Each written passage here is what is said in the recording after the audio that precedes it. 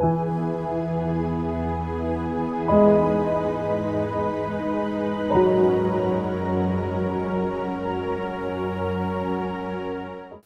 మన కొరకు ఏర్పరచబడినటువంటి పాఠం పస్కా బలి అనేటువంటి అంశం మీద మనం కొన్ని విషయాలను నేర్చుకునే ప్రయత్నం చేద్దాం. పస్కా బలి లేదా పస్కా పండుగ ఈ యొక్క ఆచరణ లేదా ఈ పండగ అని అనడానికంటే కూడా దీన్ని ఎక్కువగా మనము ఆచరణ అనే చెప్పాలి. ఎందుకనంటే పండగ అనగానే మనకి గుర్తొచ్చేది ఏంటనంటే కొత్త బట్టలు, పిండి వంటలు, లేదా ఇంటికి మనం సున్నాలు వేసుకోవడం, ఇలాంటివి గుర్తుకొస్తాయి. కానీ ఆచరణ అనేసరికి అది ఒక దానికి గుర్తుగా మనం పాటించేది అని అర్థమవుతుంది. సో ఆచరణ వేరు, పండగ వేరు.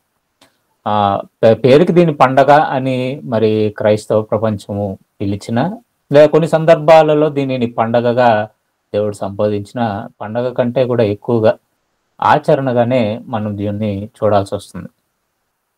మరి పస్కా బలి ఎందుకు ఈ అంశాన్ని తీసుకోవడం జరిగిందంటే, మనకందరికీ తెలుసు ఈ మార్చ్, ఏప్రిల్ నెల రాగానే మొట్టమొదటిగా అందరూ చేసేటువంటి పని ఏంటంటే, క్రైస్తవ ప్రపంచంలో ఎక్కువ మంది 40 రోజులు ఉపవాసం ఉండి, గుడ్ ఫ్రైడేకి ముందుగా 40 రోజులు ఉపవాసం ఉండటం.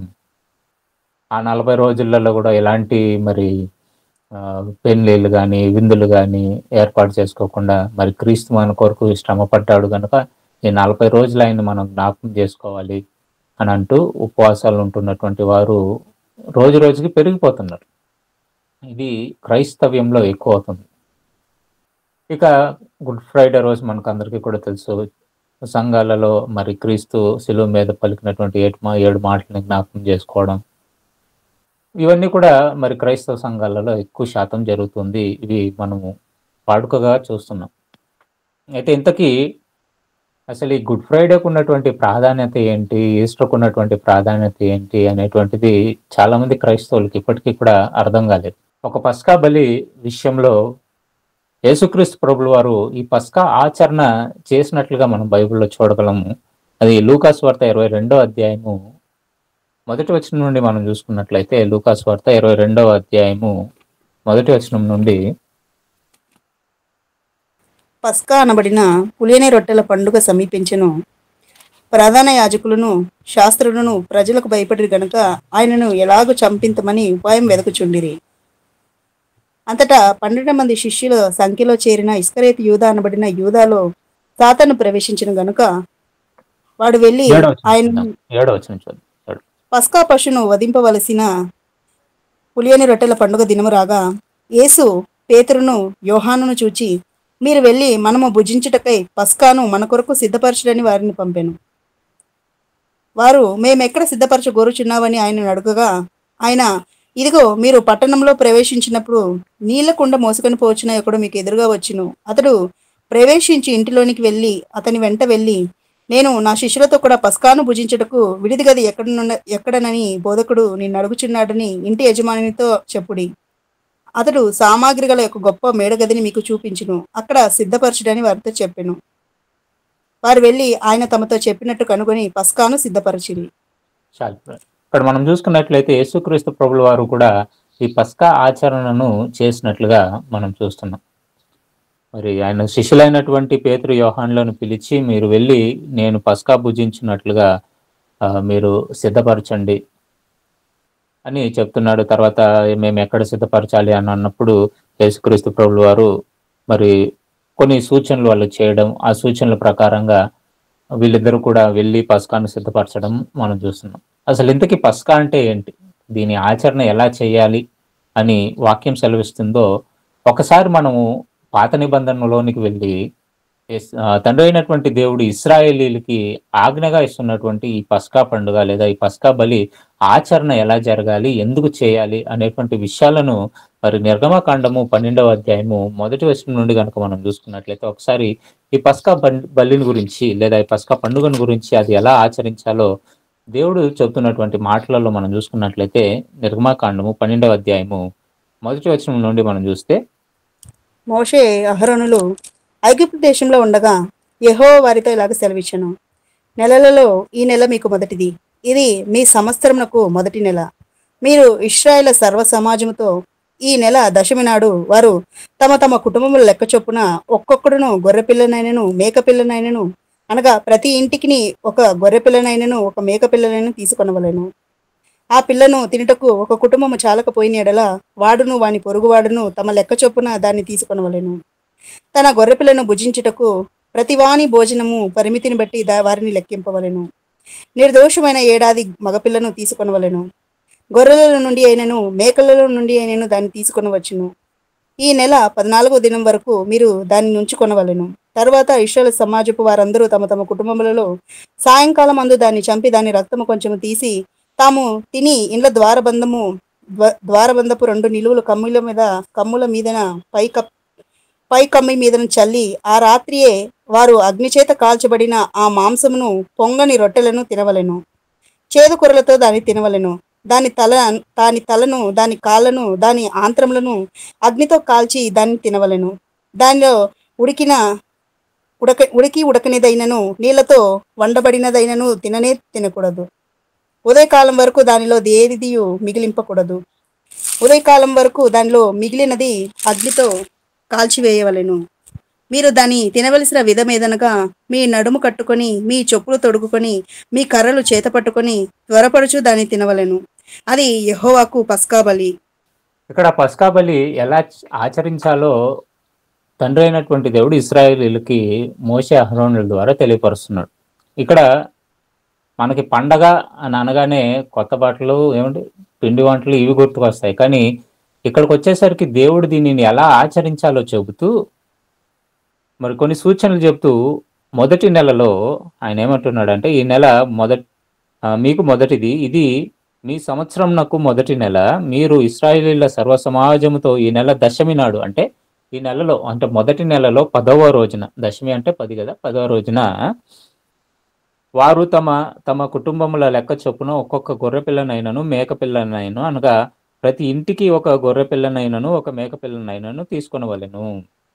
అంటే 10వ రోజు ఏం చేయమంటున్నాడంటే ఒక గొర్రెపిల్ల కానీ లేదా ఒక మేకపిల్ల కానీ మీరు తీసుకోవాలి. ఒక్కొక్క కుటుంబానికి ఒక్కొక్కటి. ఒకవేళ ఒక కుటుంబంలో తక్కువ మంది ఉంటే వాళ్ళు తీసుకున్నటువంటి ఆ మేకపిల్ల ఇంకా ఎక్కువ మందికి ఉంటుంది లేదా అది మిగిలిపోతుంది అని అనిపిస్తే మరొక కుటుంబాన్ని కూడా వాళ్ళు చేర్చుకొని వాళ్ళు ఏం చేయాలంటే ఒక బలిగా సిద్ధపరచాలి అని చెబుతూ ఆ గొర్రెపిల్లని ఎలా వండుకొని తినాలో కూడా చెప్తున్నారు. మీరు దానిని అగ్నితో కాల్చి ఆ రాత్రి అంటే 14వ రోజున ఏం చేయాలి అంటే మీరు అగ్నితో కాల్చిన దానిని మీరు తినాలి. దేంతో తినాలని చెప్తున్నాడు? చేదు కూరలతో తినమని చెప్తున్నాడు. అయితే నీళ్లతో ఒకవేళ మీరు దానిని ఉడకబెడితే లేదా ఉడకబెట్టిన దానిని మీరు ఎంత మాత్రము తినకూడదు అని స్ట్రిక్ట్గా చెప్తున్నాడు. అంటే ఉడకని దానిని ఏమాత్రం మీరు తినకూడదు, మీరు దానిని కాల్చుకొని తినాలి అని చెబుతూ ఇక తినేటప్పుడు ఎలా తినాలని కూడా చెప్తున్నాడు అంటే మీరు దానిని తినవలసిన విధం ఏమనగా మీ నడుము కట్టుకొని మీ చెప్పులు తొడుగుకొని మీ కర్ర చేత పట్టుకొని త్వరపడుచు దానిని తినవలను. అది యెహోవాకు పస్కా బలి. అండ్ పస్కా బలి ఎలా తినాలి, ఎలా సిద్ధపరచాలి అనేటువంటి విషయాన్ని చెప్తున్నాడు. కానీ సందర్భాన్ని మనం ఆలోచించినప్పుడు ఈ పస్కా బలి ఆచరణ దేని విషయమై చెప్తున్నాడు అని అంటే ఈరోజు అంటే అక్కడ ఆ రోజులో ఏం జరుగుతుంది అని దేవుడు మీకు 12వ వచనంలో చెప్తున్నాడు. అది మరి సంహారపు దూతను దేవుడు పంపిస్తున్నట్లుగా ఇశ్రాయేలీల తొలిచూల పిల్లలు లేదా పశువులకు సంబంధించినటువంటి తొలి సంతతి అంతా కూడా మరి దేవుడు తుడిచివేయబోతున్నాడు అనేటువంటిది ముందుగానే మోషేకు చెప్తున్నాడు.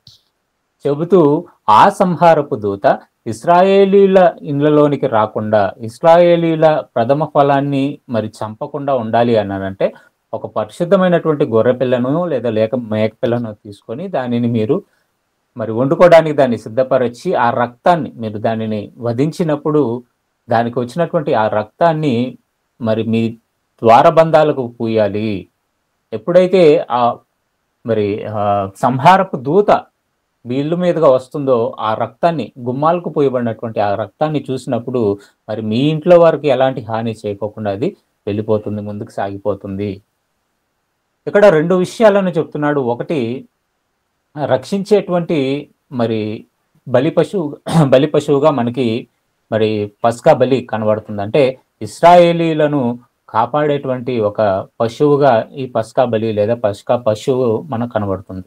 మొదటిది రక్షణను సూచిస్తుంటే, రెండవది వారికి విడుదలని కూడా దయచేస్తున్నట్లుగా మనం చూస్తున్నాం. ఎప్పుడైతే ఈ సంహారపు దూత వచ్చి ఈ ఐగుప్తీయులలో తొలిచూలు పిల్లల్ని చంపేస్తుందో, అప్పుడు ఖచ్చితంగా ఈ ఫరో రాజు మిమ్మల్ని పంపిస్తాడు అని దేవుడు వాళ్ళకి వాగ్దానం చేస్తున్నాడు.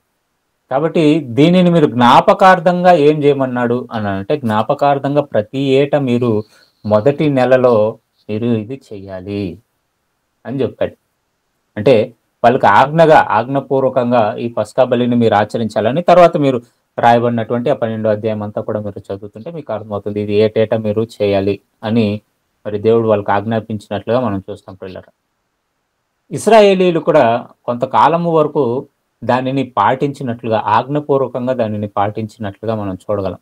ఎందుకు ఇలా చేయమన్నాడు అని మనం చూసుకున్నట్లయితే, ఇదొక ఆచారాన్ని మీరు చేయగలిగినప్పుడు ఐగుప్తులో నుండి దేవుడు మిమ్మల్ని ఎలా విడిపించాడో, ఎంత గొప్ప కార్యము జరిగించాడో అది మీ తర్వాత తరం వారికి మీరు చెప్పాలి అనేటువంటి ఉద్దేశంతో మరి దేవుడు ఇశ్రాయేలీల్ని ఈ ఆచరణను పాటించమని చెప్పాడు. అక్కడి వరకు కూడా బాగానే ఉంది. వాళ్ళు దానిని జ్ఞాపకం చేసుకున్నారు. జ్ఞాపకం చేసుకొని వీరు ప్రయాణమై వెళ్తున్నప్పుడు కొన్ని ప్రాంతాలలో వీళ్ళు దానిని ఆచరించినట్లుగా కూడా మనకి ఉంటుంది. అయితే వీరు ఒక్కసారి కానానికి వెళ్ళిన తర్వాత, యెహోషువ కాలం గడిచిన తర్వాత అండ్ కాలక్రమేణా ఈ ఆచరణను వాళ్ళు విడిచిపెట్టినట్లుగా మనకి కొన్ని సందర్భాలను చదివినప్పుడు బైబిల్లో అర్థమవుతుంది. ఒక సందర్భాన్ని మనం చూసుకున్నట్లయితే, 2వ దినవృత్తాంతముల గ్రంథం 35వ అధ్యాయము 18వ వచనాన్ని మనం చూసుకున్నట్లయితే, దినవృత్తాంతముల 2వ గ్రంథము 35వ అధ్యాయము 18వ వచనాన్ని మనం చూద్దాం పిల్లలు. ప్రవక్తయగు సమూయేలు దినములు మొదలుకొని ఇశ్రాయేలులో పస్కా పండుగ అంత ఘనంగా ఆచరింపబడి ఉండలేదు. యోషియాయును, యాజకులను, లేవీయులను, అక్కడనున్న యూదా ఇశ్రాయేల్ వారందరూ యెరూషలేము కాపురస్తులను ఆచరించిన ప్రకారము ఇశ్రాయేలు రాజులందరిలో ఒక్కడైనను పస్కా పండుగను ఆచరించి ఉండలేదు. యోషియా ఏలుబడి యందు 18వ సంవత్సరమున ఈ పస్కా పండుగ జరిగెను. ఇక్కడ మనం చూసుకున్నట్లయితే ఈ సందర్భం ఎప్పుడు మనకు రాయబడుతుందని అంటే, యోషియా అనేటువంటి రాజు కాలంలో సంభవిస్తున్నటువంటి లేదా రాయబడినటువంటి ఒక సందర్భాన్ని రాస్తూ, పస్కా పండుగ వీళ్ళు ఎప్పటి నుంచి మానేశారు అని రాశాడు అని అంటే, మరి సమూయేలు మరణించిన తదనంతరం, సమూయేలు కాలం వరకు కూడా వీళ్ళు కోస్తా ఈ పస్కా పశువు లేదా ఈ పస్కా పండుగను వీళ్ళు ఆచరించినట్లుగా మనం చూస్తాం. కానీ తర్వాత ఏమని రాయబడింది అని అంటే, తర్వాత కాలంలో మరి రాజులు ఏర్పడిన తర్వాత ఈ పస్కా పండుగను అంత ఘనంగా ఆచరించిన వారు ఎవరు కనబడటం లేదు. ఇక ఇశ్రాయేలీల విషయానికి వస్తే, ఇశ్రాయేలీలు పూర్తిగా ఈ పండుగను విసర్జించారు అని రాయబడింది పిల్లలు.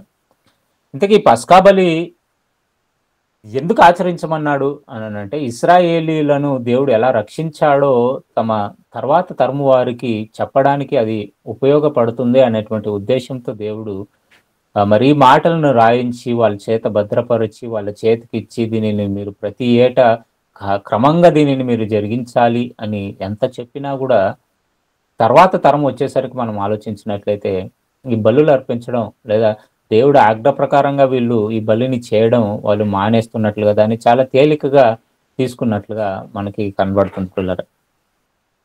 ఇక హోషేయ గ్రంథంలో ఈ పండుగలను గురించి తర్వాత కాలంలో దేవుడు ఒక మాట రాయించాడండి. హోషేయ గ్రంథము 2వ అధ్యాయము 11వ వచనాన్ని కనుక మనం చూస్తే, హోషేయ గ్రంథము 2వ అధ్యాయము 11వ వచనం. నరుల అహంకార దృష్టి తగ్గింపబడును, మనుషుల గర్వము అణగద్రొక్కబడును. ఆ దినమున యెహోవా మాత్రమే ఘనత వహించును. అహంకార అతిశయము గల ప్రతిదానికి ఔన్నత్యము కలిగి ప్రతిదానికి విమర్శ దినం ఒకటి సైన్యములకు అధిపతికి యెహోవా నియమించి ఉన్నాడు. మీ పండుగలను మాన్పిస్తున్న నాకు మాట ఉంటుంది చూడండి, 18వ వచనము 11వ వచనం. 11వ. దాని ఉత్సవ కాలములను, పండుగలను, అమావాస్యలను, విశ్రాంతి దినములను, నియామక కాలములను మాన్పింతును. యెషయా గ్రంథము 2వ అధ్యాయం 11వ వచనంలో దేవుడు ఏమంటున్నాడు అంటే, దాని ఉత్సవ కాలములను, పండుగలను, అమావాస్యలను, విశ్రాంతి దినములను, నియామక కాలములను మాన్పింతును. ఎందుకు మాన్పిస్తాడు అని మనం ఆలోచిస్తే ప్రియులారా, ఇశ్రాయేలీలు ఇవ్వబడినటువంటి ఈ పండుగలను వ్యర్థంగా ఆచరించడానికి ప్రారంభించారు. అప్పటి వరకు కూడా ఇశ్రాయేలీల విషయంలో దేవుడు చేసినటువంటి గొప్పతనాన్ని ఇశ్రాయేలీల సర్వ సమాజానికి చెప్పాలి అనేటువంటి ఉద్దేశంతో మరి దేవుడు ప్రారంభించినటువంటి ఈ ఆచరణను వీళ్ళు అనాలోచనగా వీళ్ళు పాటిస్తున్నట్లుగా మనకి అర్థమవుతుంది. తర్వాత కాలంలో మీరు బైబిల్ అంతా కూడా మీరు పరిశీలించినప్పుడు ఈ రాజుల కాలంలో ఎవరు కూడా పెద్దగా దేవుని పట్టించుకోవడం కానీ, దేవుని మాటలను పట్టించుకోవడం కానీ, ఆ దేవుడు ఇచ్చినటువంటి ఆజ్ఞలను వీళ్ళు ఫాలో అవడం కానీ ఏమండి మనకు కనిపించదు. పండగలకైతే చేస్తున్నారు కానీ అది ఒక ఆచారంగా చేయడం కంటే కూడా ఒక ఉత్సవంగా వీళ్ళు చేయడానికి ప్రారంభించారు. అంటే కాలక్రమేణా ప్రారంభించబడినటువంటి ఈ పండగలన్నీ కూడా అవి ఉత్సవాలుగా మారిపోయాయి. అందుకనే వారి ఉత్సవంలను నేను మాన్పింతును అంటున్నాడు.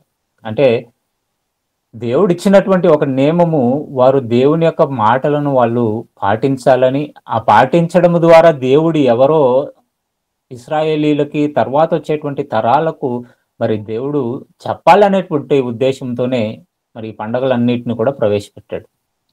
కానీ ఇశ్రాయేలీల పరిస్థితిని ఒక్కసారి మనం ఆలోచిస్తే వారు దేవుణ్ణి ధిక్కరించిన వారుగా మనకి కనబడతారు పిల్లలు. కానీ క్రొత్త నిబంధనకు వచ్చేసరికి ఈ పస్కా పండుగ ఆచరణ మనకు కనబడుతుంది. ఈ పస్కా పండుగ ఆచరణ మనకు కనబడుతుంది. ఈ పస్కా పండుగ ఆచరణలో యేసుక్రీస్తు ప్రభువు వారు కూడా మరి పాల్గొన్నట్లుగా మనకి మరి ఇందాకలే మనం లూకా సువార్త 22వ అధ్యాయంలో చదివాం. అంటే ఈ ఆచరణ అయితే వారిలో ఉందా అని మనం ఆలోచిస్తే ఉంది. కానీ అది ఎలా ఉందనంటే కేవలం ఒక ఆచారంగా మిగిలిపోయిందే తప్ప నిజంగా ఆ పస్కా బలి గురించినటువంటి ఒక ఆలోచన ఇశ్రాయేలీలో కనబడట్లేదు.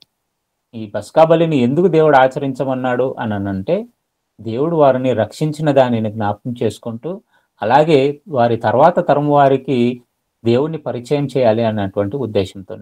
కానీ ఈ పస్కా బలి ఒక కాలము తర్వాత దేవుడు నేను మాన్పించేస్తాను అని చెప్పాడు. మరి మాన్పించడం అంటే ఎలా మాన్పిస్తాడు?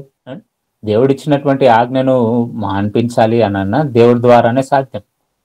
కాబట్టి దేవుడిచ్చినటువంటి ఈ పండుగను నేను మాన్పిస్తాను అనేసరికి ఏమండి అది మానిపోతుందా లేదా ఉండదా అని చాలా మంది అనుకున్నారు. కానీ దేవుడు ఏ విషయాన్ని కూడా ఏమండి డైరెక్ట్ గా మాన్పించాడు. దానికి ఆల్టర్నేట్ గా ఒక దానిని సిద్ధపరిచాడు. దానినే క్రొత్త నిబంధనకు వచ్చేసరికి మరి చాలా మంది భక్తులు లేదా పౌలు గారు, పేదరు గారు మరి ఆ బలి విషయమై మాట్లాడుతూ ఎన్నో విషయాలను వాళ్ళు పరిచయం చేశారు. కానీ దానికంటే ముందు యేసుక్రీస్తు ప్రభులు వారు చెప్పినటువంటి పస్కా బలి గురించినటువంటి విషయాన్ని మాట్లాడుతూ యేసుక్రీస్తు ప్రభులు వారు చెప్పినటువంటి ఒక మాటని అదే లూకా సువార్తకి ఒకసారి వెళ్ళొద్దాం. 22వ అధ్యాయంలో 16వ వచనాన్ని మనం చూసుకున్నట్లయితే లూకా సువార్త, అది దేవుని రాజ్యంలో నెరవేరు వరకు ఇక ఎన్నడను దాన్ని భుజింపనని మీతో చెప్పుచున్నానని వారితో చెప్పాను. 15 కూడా చదువు. అప్పుడు ఆయన, నేను శ్రమపడక మునుపు మీతో కూడా ఈ పస్కాను భుజింపవలనని మిక్కిలి ఆశపడితిని. అది దేవుని రాజ్యంలో నెరవేరు వరకు ఇక ఎన్నడను దాన్ని భుజింపనని మీతో చెప్పుచున్నానని వారితో చెప్పి ఆయన గిన్నె ఎత్తుకొని కృతజ్ఞతాస్తుతులు చెల్లించి, మీరు దీనిని తీసుకొని మీలో పంచుకొనుడి. ఇక మీదట దేవుని రాజ్యం వచ్చే వరకు నేను ద్రాక్షరసమును త్రాగనని మీతో చెప్పుచున్నాను నేను. పిమ్మట ఆయన ఒక రొట్టెను పట్టుకొని కృతజ్ఞతాస్తుతులు చెల్లించి దాన్ని విరిచి వారికిచ్చి, ఇది మీ కొరకు ఇయ్యబడుచున్న నా శరీరము, నన్ను జ్ఞాపకము చేసుకొనుటకు దీనిని చేయడని చెప్పెను. ఆ ప్రకారమే భోజనమైన తర్వాత ఆయన గిన్నెయు పట్టుకొని, ఈ గిన్నె మీ కొరకు చిందింపబడుచున్న నా రక్తము వలననైన క్రొత్త నిబంధన. ఇదిగో నన్ను అప్పగింపు వాని చెయ్యి నాతో కూడా ఈ బల్ల మీద ఉన్నది. నిర్ణయింపబడిన ప్రకారము మనుష్య కుమారుడు పోవుచున్నాడు గాని ఆయన ఎవరి చేత అప్పగింపబడుచున్నాడో ఆ మనుష్యునికి శ్రమయని చెప్పెను. ఇక్కడ మనం చూసుకున్నట్లయితే మరి ఆ పస్కా బలికి ఆల్టర్నేట్ గా మరి యేసుక్రీస్తు ప్రభులు వారు ఒక విషయాన్ని మనకి సూచిస్తున్నాడండి. అదేంటంటే మరి ఈ పస్కా బలి ఆచరణలో యేసుక్రీస్తు ప్రభులు వారు కూడా కూర్చొని వారితో కూడా పంక్తిలో కూర్చున్నప్పుడు ఏమని చెప్తున్నాడంటే, నేను శ్రమ పడక మునుపు మీతో ఈ పస్కాను భుజింపవలనని మిక్కిలి ఆశపడి తిని.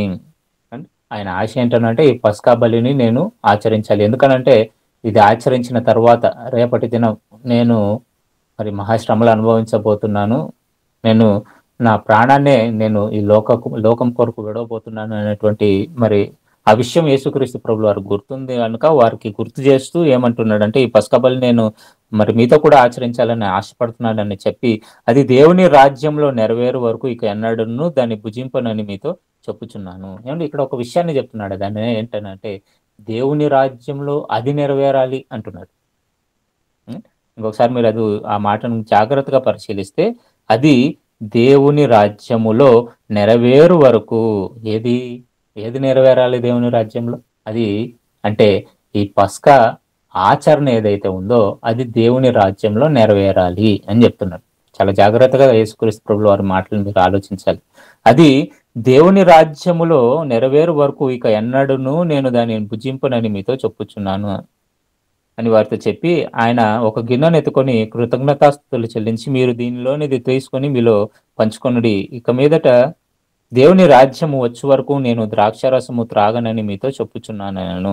పిమ్మట ఆయన ఒక రొట్టెను పట్టుకుని కృతజ్ఞతాస్తుతులు చెల్లించి దానిని విరిచి వారికిచ్చి, ఇది మీ కొరకు ఇయ్యబడిన నా శరీరము, నన్ను జ్ఞాపకం చేసుకున్నటకై దీనిని చేయడని చెప్పాను. ఆ ప్రకారమే భోజనమైన తర్వాత ఆయన గిన్నె పట్టుకొని, ఈ గిన్నె మీ కొరకు చిందింపబడుచున్న నా రక్తము వలనైన క్రొత్త నిబంధన, ఇదిగో నన్ను అప్పగించిన వాని చెయ్యి నాతో కూడా ఈ బల్ల మీద ఉన్నది అని చెప్తున్నారు. అంటే మరి పస్కాకి ఒక ఆల్టర్నేట్ గా యేసుక్రీస్తు ప్రభులు వారు సూచిస్తున్నటువంటి విషయం ఏంటంటే, ఇదిగో ఈ పస్కాని మీరు ఇప్పుడు భుజిస్తున్నారు నాతో పాటు కూడా. ఎందుకనంటే ఇది యూదుల ఆచారం, యూదులు ఖచ్చితంగా పస్కా మరి ఆచరించాలి. యేసుక్రీస్తు ప్రభులు వారు కూడా యూదుడు గనుక ఆ పస్కాన్ని మరి పాత నిబంధన ధర్మశాస్త్ర ప్రకారంగా ఆచరించాలి. కానీ ఆచరిస్తున్నటువంటి ఈయన ఒక క్రొత్త నిబంధనకు ఒక నాందిని పలుకుతూ ఆయన ఏమంటున్నాడంటే, మీ కొరకు నేను ఇస్తున్నటువంటి ఈ శరీరము నన్ను జ్ఞాపకం చేసుకోండి, అలాగే మీరు తాగుచున్నటువంటి గిన్నెలోనిది మరి నా రక్తం అని గుర్తించుకొని, ఇది సర్వలోక మానవాళి కొరకు నేను చిందిస్తున్నటువంటి నూతన నిబంధన రక్తము, దీని ద్వారా అనేక మందికి పాప క్షమాపణ జరుగుతుంది. కాబట్టి మీరు ఏం చేస్తారని అంటే, దేవుని రాజ్యంలో ఇది ఆచరించే వరకు మరి లేదా దేవుని రాజ్యంలో ఇది నెరవేరు వరకు కూడా మీరు నన్ను జ్ఞాపకం చేసుకోండి అని చెప్తున్నారు. ఈ పస్కా బలిని యేసుక్రీస్తు ప్రభులు వారు దేనికి మారుస్తున్నాడని మనం చూసుకున్నట్లయితే, ఆయన మరి తన శరీరాన్ని రక్తాన్ని త్యాగంగా ఇస్తున్నటువంటి విషయాన్ని గుర్తు చేస్తూ ఈ పస్కా బలి యొక్క మార్పును గురించి చెప్తున్నాడు. ఈ పస్కా బలి ఎలా మారిపోతుంది, ఒకనాడు మరి పరిశుద్ధమైనటువంటి గొర్రెపిల్లను కానీ లేదా మేకపిల్లను కానీ మీరు తీసుకొని దానిని కోసి దాని రక్తాన్ని తీసి మరి మీ నడుము కట్టుకొని చెప్పులు తొడుక్కొని కర్రను చేత పట్టుకొని మీరు దానిని భుజించారు, చేదు కూరలతో భుజించారు. మరి దానిని కాల్చుకొని తిన్నారు, ఉడకబెట్టకుండా కాల్చుకొని తిన్నారు. మరి పులియని రొట్టెలతో మీరు దానిని భుజించారు.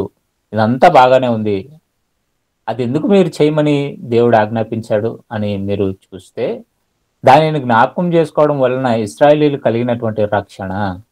కానీ నా రక్తం అయితే, నేను చిందిస్తున్నటువంటి ఈ రక్తం అయితే లోకానికే ఆ రక్షణను కలిగించబోతుంది. కేవలము యూదుల కొరకే కాదు కానీ లేదా ఇశ్రాయేలీల కొరకే కాదు కానీ ఇది సర్వ మానవాళి కొరకు చిందింపబడుతుంది. కాబట్టి ఈ నా శరీరము ఈ నా రక్తము మీరు భుజించినప్పుడల్లా నన్ను జ్ఞాపకం చేసుకోండి అని యేసుక్రీస్తు ప్రభులు వారు చెప్తున్నారు. ఇది పరలోకమందు లేదా దేవుని రాజ్యమందు నెరవేరబడాలి అని తండ్రి అయినటువంటి మరి దేవుని యొక్క మాటలను ఆయన నెరవేరుస్తూ పాత నిబంధనలో రాయబడినటువంటి పస్కా పశువుని గురించినటువంటి విషయాలను రాస్తూ హెబ్రీయులకు రాసినటువంటి పత్రికలో ఆయన చెప్పినటువంటి మాట మరొకసారి మనం గుర్తు చేసుకున్నట్లయితే, హెబ్రీయులకు రాసినటువంటి పత్రిక 10వ అధ్యాయము 7వ వచనం నుండి 5వ వచనం నుండి చూద్దాం. 10వ అధ్యాయము 5వ వచనం నుండి.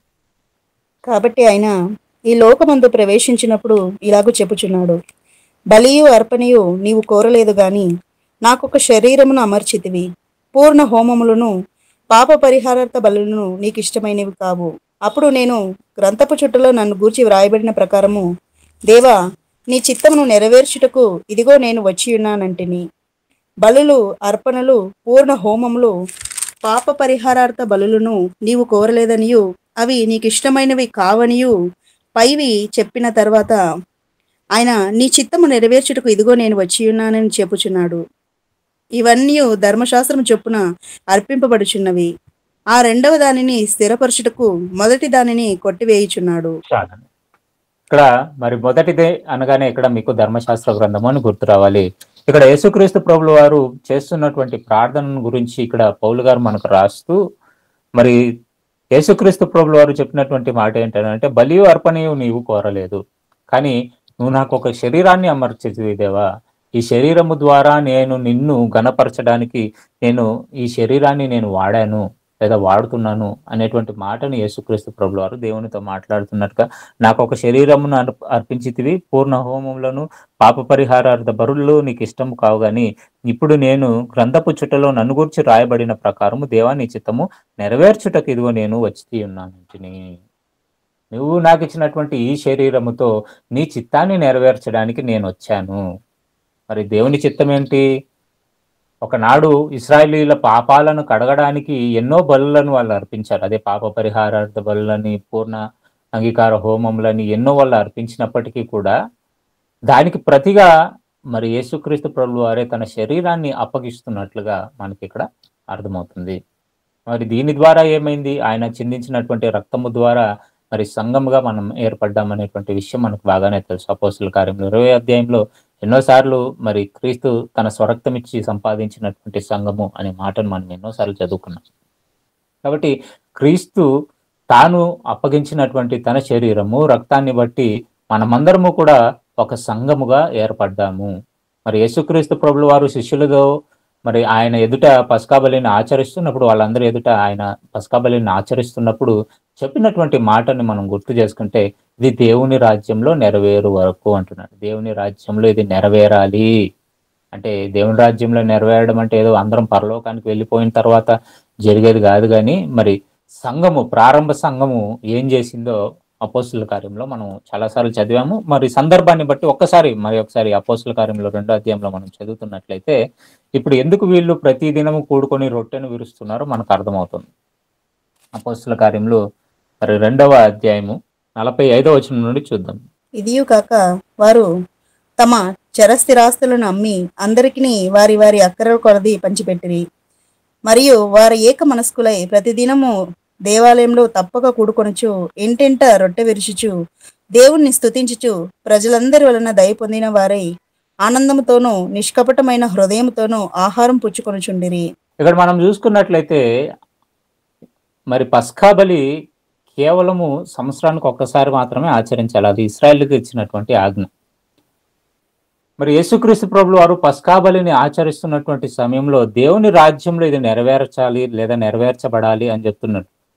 కనుకనే అపోస్తులు ఏం చేశారంటే, క్రీస్తును ప్రతి దినము జ్ఞాపకము చేసుకోవడానికి ప్రతి దినము వాళ్ళు రొట్టెను విరుస్తున్నట్లుగా మనం చూస్తున్నాం. పిల్లలు, అనేక సంఘాలను మీరు ఆలోచించినప్పుడు రొట్టెను కేవలం సంవత్సరానికి ఒక్కసారి మాత్రమే విరుస్తారు.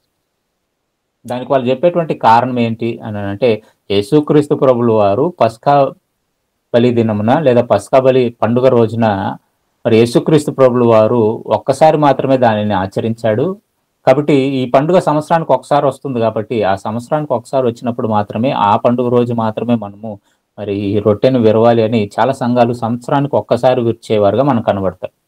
ఇక చాలా మంది మరి జనవరి అంటే క్యాలెండర్ ప్రారంభ నెలలో ఆచరిస్తారు. ఎందుకనంటే అక్కడ మరి పాత నిబంధనలో దేవుడు రాయించాడు కదా, ఇది మీకు మొదటి నెల దశమి రోజు అలాగే 14వ దినమున అనే మాట రాయించాడు. కాబట్టి చాలా మంది ఏం చేస్తారనంటే, మరి మొదటి నెలలో దీన్ని ఆచరించాలని చెప్పి జనవరిలో ఆచరించే వాళ్ళు కొంతమంది ఉంటారు. ఇక్కడ విషయం ఏంటనంటే, పస్కా బలి ఆచరణ వేరు, కానీ ఆ ఆచరణకు బదులుగా యేసుక్రీస్తు ప్రభువుల వారు ఒక మార్పును తీసుకొని వచ్చి, ఇదిగో నన్ను జ్ఞాపకం చేసుకొనడానికి మీరు మరి నా శరీరంలోను నా రక్తంలోను మీరు పాల్పొంపును పొందాలి. అంటే పస్కా బలి సంవత్సరానికి ఒక్కసారి కాదు, ప్రతిరోజు జరగాలని దేవుడు ఆశపడ్డాడు. మీరు ప్రతిరోజు దేవుని రాజ్యంలో మీరు కూడుకుంటున్నప్పుడు నన్ను జ్ఞాపకం చేసుకున్నట్టుకై దీనిని చేయమని చెప్పాడు. అది మరి క్రొత్త నిబంధనకు వచ్చేసరికి మరి ఈ సంఘాలు ఏర్పడిన తరువాత, యెరూషలేము సంఘం ఏర్పడిన తరువాత ఇంకా అనేక సంఘాలు ఏర్పడ్డాయి. కానీ ఈ ఏ సంఘాలలో కూడా ఇవి పస్కా బలిని లేదా ఈ పస్కా పండుగను వాళ్ళు ఆచరించినట్లుగా మనకి ఎక్కడ ఆనవాళ్ళు కనబడం. ఎందుకనంటే పాత నిబంధనలోనే దేవుడు అనేక సందర్భాలలో ఈ పండుగలను నేను మాన్పిస్తాను అని చెప్పాడు. ఇంక పైపెచ్చు క్రొత్త నిబంధనకు వచ్చేసరికి మరొక మాటను రాయిస్తూ కొలసీలకు రాసినటువంటి పత్రికలో, కొలసీలకు రాసినటువంటి పత్రిక 2వ అధ్యాయము 11వ వచనాన్ని కనుక మనం చూసుకున్నట్లయితే, కొలసీలకు రాసినటువంటి పత్రిక 2వ అధ్యాయము 16, 17 వచనాలు చూద్దాం. కాబట్టి అన్నపానముల విషయంలోనైనను పండుగ అమావాస్య విశ్రాంతి దినము అనువాటి విషయంలోనైనను మీకు తీర్పు తీర్చిన ఎవనికిని అవకాశం ఇయ్యకుడి. ఇవి రాబో వాటి ఛాయే గాని నిజ స్వరూపము క్రీస్తులో ఉన్నది. చాలా ఇక్కడ మనం చూసుకున్నట్లయితే, కాబట్టి అన్నపానముల విషయంలోను పండుగ అమావాస్య విశ్రాంతి దినము అను వాటి విషయంలోనైనను మీకు తీర్పు తీర్చు నెవనికిని అవకాశం ఇకుడి. ఇవి రాబోవు ఛాయే గాని నిజస్వరూపము క్రీస్తు యందున్నది. అండ్ మూల భాషలో రాస్తూ అక్కడ నిజస్వరూపము అనగానే శరీరము అనే మాట రాయబడిందండి. అది క్రీస్తులో ఉన్నది. ఈ పస్కా పండుగలు ఇవన్నీ కూడా దేవుడు ఎందుకు ఇచ్చాడని అంటే, అది రాబో వాటికి ఛాయ అని చెప్పాడు. అంటే క్రొత్త నిబంధనకి ఒక ఛాయగా ఇవ్వబడింది. ఒక పశువు, ఒక పవిత్రమైనటువంటి పశువు మీ పాపాల కొరకు బలి అవ్వాలి, మీ పాపాలను క్షమించడానికి అది బలి అవ్వాలి, దాని రక్తము మిమ్మల్ని రక్షించాలి అనేటువంటి మరి ఆలోచనతో దేవుడు ప్రారంభించినటువంటి ఈ పస్కా బలి పండుగ, లేదా ఇంకా వేరే పండుగలైనా కూడా క్రొత్త నిబంధనకు వచ్చేసరికి అవి ఛాయగా మిగిలిపోతాయే తప్ప ఇక అవి ఆచరించడానికి పనికిరాదు. ఆచరించడంలో మరి ఇంకా తీర్పు కూడా జరుగుతుంది. కాబట్టి ఎవరునూ ఈ పండుగల విషయంలో మిమ్మల్ని తీర్పు తీర్చనివ్వకుండా చూసుకోండి, జాగ్రత్త పడండి అని చెప్పాడు. అంటే మనకి ఇక్కడ అర్థమవుతున్నటువంటి విషయం ఏంటంటే, ఈ పండుగలన్నీ కూడా ఒకనాడు ఇశ్రాయేలీలకు దేవుడు ఛాయగా ఇచ్చాడు, ఒక నీడగా ఇచ్చాడు, అంతే తప్ప ఇక అందులోనే మనం ఉండిపోవాలని కాదు. తర్వాత జరగబోయేటువంటి మార్పులు కూడా మరి దేవుడు ముందుగానే తెలియపరుస్తూ, ఒక పస్కా బలిగా మరి యేసుక్రీస్తు ప్రభులు వారు వచ్చి ఈ లోక పాపమును మోసుకొని పోయి దేవుని గొర్రెపిల్ల అని బాప్తిస్మం ఇచ్చి యోహాను ద్వారా పలికించాడు. కాబట్టి ఓవరాల్గా మనకు అర్థమయ్యేటువంటి విషయం ఏంటంటే, ఒక పస్కా పండుగ కానీ లేదా ఏ పండుగ అయినా సరే దేవుడు ఒకనాడు ఇచ్చాడు అన్నానంటే అవి వాళ్ళకి ఛాయగా ఇచ్చాడే తప్ప కృత నిబంధనలో క్రీస్తు వచ్చిన తర్వాత ఈ పండుగలు మనం ఆచరించాల్సినటువంటి అవసరత లేదు. ఎందుకనంటే క్రీస్తు పాత దానిని, మొదటి దానిని కొట్టివేసి రెండవ దానిని స్థిరపరచబోతున్నాడు, లేదా మన కోసం ఆయన స్థిరపరిచాడు. ఇశ్రాయేలీయుల కొరకు దేవుడు ముందుగానే చెప్పినటువంటి మాటలు ఇవన్నీ కూడా పిల్లలు. దీనినే మరి పౌలు గారు కూడా జ్ఞాపకం చేసుకుంటూ మరి హెబ్రీయులకు రాసినటువంటి పత్రిక 10వ అధ్యాయము 1వ వచనంలో కూడా ఈ సందర్భము ఆయన మాటలలో ఏం రాస్తున్నాడో ఒకసారి మనం హెబ్రీయులకు రాసినటువంటి పత్రికలో మనం చూస్తే, ధర్మశాస్త్రము రాబో చిన్న మేలుల ఛాయ గలదియే గాని ఆ వస్తువుల నిజస్వరూపము గలది కాదు గనుక ఆ యాజకులు ఏటేటా ఎడతెగకుండా అర్పించు ఒక్కటే విధమైన బలులు వాటిని తెచ్చివారికి ఎన్నడూనూ సంపూర్ణ సిద్ధి కలుగజేయనేరవు. అలాగూ చేయగలిగిన ఎడల సేవించిన వారొక్కసారే పరిశుద్ధపరచబడిన తర్వాత వారి మనస్సాక్షికి పాపజ్ఞప్తి ఇకను ఉండదు గనుక వాటిని అర్పించుటకు మానుదురు గదా. అయితే ఆ బలులు అర్పించుట చేత ఏటేట పాపం జ్ఞాపకంకు వచ్చుచున్నవి. ఈ పస్కా బలిని గురించి పౌలు గారు రాస్తే ఏమంటున్నాడు అని అంటే, అదేదో పాప క్షమాపణ లేదా మీకు పరిపూర్ణమైనటువంటి క్షమాపణ రావడానికి మరి బలిగా అర్పించినవి కాదు. వీళ్ళు ఏటేటా బలులను అర్పిస్తుండడం వలన ఏటేటా వీళ్ళు చేస్తున్నటువంటి పాపాలు ఏమవుతున్నాయంటే గుర్తుకు వస్తున్నాయని చెప్తున్నాడు. ఏటేటా మీరు బలులు అర్పించడానికి వెళ్తున్నారు కదా, ఆ బలులను బట్టి మీరు అర్పిస్తున్నటువంటి ఆ బలులను బట్టి ఏటేటా మీరు చేస్తున్నటువంటి పాపములు జ్ఞాపకానికి వస్తున్నాయి. అయితే ఈ బలి ఏదైతే ఉందో ఈ బలి మీకు సంపూర్ణ సిద్ధి కలుగజేయదు. అంటే సంపూర్ణంగా మీకు పాప క్షమాపణ కలుగజేయదు. సంపూర్ణ సిద్ధి కలుగజేయదు అంటే సంపూర్ణంగా మీ పాపాలను క్షమించదు. ఒకవేళ అది సంపూర్ణ సిద్ధి కలుగజేసే పని అయితే మీరు ఒక్కసారే బలిని అర్పించేసి మీరు పాప క్షమాపణ పొంది ఇంకా మరి ఎన్నడూ కూడా మీరు బలి అర్పించకూడదు కదా. అంతే కదండి. ఇప్పుడు నేను పాపం చేశాను, మీకు అర్థమవడానికి చెప్తున్నా. ఇప్పుడు నేను పాపం చేసిన తర్వాత నేను ఏం చేస్తున్నాను, తీసుకొని వెళ్ళి ఒక గొర్రెనో మేకనో తీసుకొని వెళ్ళి నా పాప పరిహారార్థంగా నేను ఆ బలికి నేను అర్పించిన తర్వాత నేను పాప క్షమాపణ పొందుకున్నాను అనేటువంటి స్థిరమైనటువంటి నమ్మకం నాలో ఉంటే నేను ఇంకెప్పుడు పాపం చేయకూడదు. ఇంకొక సంవత్సరం మరలా నా పాపముల కొరకు నేను బలిని అర్పించకూడదు. కానీ అది చేయదు అని ఏమండి దేవుని మాటలు మనకు సెలవిస్తున్నాయి. కానీ క్రీస్తు ఒక్కసారే మన కొరకు బలైపోయాడు. మన పాపముల నిమిత్తం ఒక్కసారే మనకు బలైపోయాడు. కారణం ఏంటనంటే పరిశుద్ధమైనటువంటి శరీరమైనది, పరిశుద్ధమైనటువంటి రక్తమైనది గనుక మన కొరకు ఒక్కసారే బలి పశువుగా మారిపోయాడు. మారిపోయిన తర్వాత ఆ రక్తము ద్వారా నేడు మనకు పాప క్షమాపణ కలుగుతున్నది అని రాయిస్తున్నాడు. అందుకనే తర్వాత యేసుక్రీస్తు ప్రభుల వారి యొక్క మాటలు మనకు రాయబడింది. ఆయన ఒక్కసారిగానే మన కోసం తనను అర్పించుకొని ఏం చేశాడనంటే మొదట ఉన్న దానిని కొట్టివేశాడు. అంటే పాత నిబంధన ధర్మశాస్త్రంలో రాయబడినటువంటి ఈ ఆచరణ ఏదైతే ఉందో, పస్కా బలి ఆచరణ ఏదైతే ఉందో దానిని కొట్టివేశాడు. కొట్టివేసి నూతనమైనటువంటి నిబంధనను మన కొరకు స్థిరపరిచాడు. మరి నూతనమైనటువంటి నిబంధనలో మనం దేనిని జ్ఞాపకం చేసుకోవాలి? ఇప్పుడు యేసుక్రీస్తు ప్రభుల వారు నా శరీరాన్ని, నా రక్తాన్ని జ్ఞాపకం చేసుకోమని చెప్పాడు. మీకు పస్కా ఎలా ఉంటుందని అంటే నా శరీరాన్ని మరి నా రక్తాన్ని మీరు జ్ఞాపకం చేసుకోవాలి. అంటే సంఘములో ఎలా ఉండాలి అని అంటే నన్ను జ్ఞాపకం చేసుకున్నట్టుకై మీరు రొట్టెను ద్రాక్ష రసాన్ని విరిచి నన్ను జ్ఞాపకం చేసుకోవాలని చెప్పాడు. మరి జ్ఞాపకం చేసుకోవడం అంటే ఏంటి? జ్ఞాపకం చేసుకోవడం అంటే ఏంటి? మన కొరింథీయులకు రాసినటువంటి పత్రిక మనం ప్రతిసారి చదివే మాటే 11వ అధ్యాయంలో ఈ బలి విషయమై పౌలు గారు రాయించినటువంటి మాట 22వ వచనంలో మీరు చూసుకున్నట్లయితే 23వ వచనం నుంచి చూద్దాం. నేను మీకు అప్పగించిన దానిని ప్రభు వలన పొందితిని. ప్రభు అయిన యేసు తాను అప్పగింపబడిన రాత్రి ఒక రొట్టెను ఎత్తుకొని కృతజ్ఞతాస్తుతులు చెల్లించి దాన్ని విరిచి, ఇది మీ కొరకైన నా శరీరము, నన్ను జ్ఞాపకము చేసుకున్నట్టుకై దీన్ని చేయడని చెప్పెను.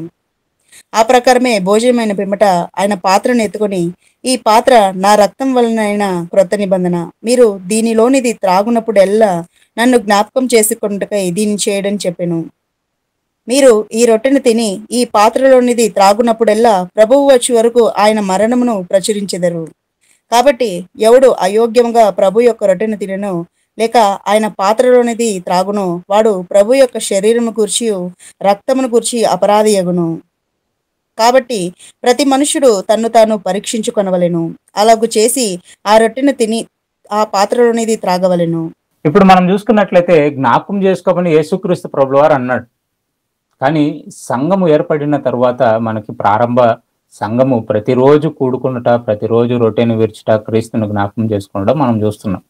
కానీ దానిని ఎందుకు వీళ్ళు ఆచరించారో పౌలు గారు రాస్తున్నాడు. అండి సంవత్సరంకి ఒకసారి, నెలకు ఒకసారి లేదా వారానికి ఒకసారి తీసుకునేటువంటి సంఘాలు ఆచరణగా మరలా ఏం చేశారంటే దీనిని ఆచరణలోనికి తీసుకొని వచ్చారు. కానీ ప్రాముఖ్యమైనటువంటి విషయం ఏంటంటే ఇక్కడ వాళ్ళు ఎందుకు తీసుకుంటున్నారో చెప్పాడు. ఒకనాడు పస్కా బలిగా యేసుక్రీస్తు ప్రభుల వారు తను తాను అప్పగించుకొని, ఇక పస్కాను నేను ఆచరించను కానీ మీరు పస్కా బలికి బదులుగా బలైనటువంటి నన్ను మీరు జ్ఞాపకం చేసుకోవాలి అని చెప్తూ, జ్ఞాపకం చేసుకుంటున్నటువంటి వారు దేనిని జ్ఞాపకం చేసుకుంటున్నారో ఇక్కడ పౌలు గారు రాస్తున్నాడు. మరి యేసుక్రీస్తు ప్రభుల వారి యొక్క శరీరాన్ని తీసుకుంటున్నాం, రక్తాన్ని తీసుకుంటున్నాం, కానీ మరి తీసుకుంటున్నటువంటి మీరు ఏది గుర్తుంచుకోవాలి? మీరు ఈ రొట్టెను తిని ఈ పాత్రలోనిది త్రాగునప్పుడెల్లా ప్రభు వచ్చు వరకు ఆయన మరణమును ప్రచురించుదురు. కాబట్టి ఎవడు అయోగ్యముగా ప్రభు యొక్క రొట్టెని తినునో లేక ఆయన పాత్రలోని త్రాగునో వాడు ప్రభు యొక్క శరీరంను గూర్చి రక్తంను గూర్చి అపరాధి అగును. కాబట్టి ప్రతి మనుష్యుడు తన్ను తాను పరీక్షించుకోవలెను. అలాగు చేసి ఆ రొట్టెను తిని ఆ పాత్రలోనిది త్రాగవలెను. ప్రభు శరీరం అని వివేచింపక తిని త్రాగువారు తనకు శిక్షావిధి కలుగుటకే తిని త్రాగుచున్నారు. ఎందుకు జ్ఞాపకం చేసుకుంటున్నారు? ఎందుకు ఆ శరీరంని రక్తాన్ని తీసుకుంటున్నారు అని అంటే తీసుకుంటున్నటువంటి వీరు క్రీస్తుని ప్రకటిస్తున్నారు. మనకి రొట్టె ద్రాక్షారసం ఇచ్చేటప్పుడు చాలా సంఘాలలో మిమ్మల్ని మీరు పరీక్షించుకోండి అని చెప్తారు.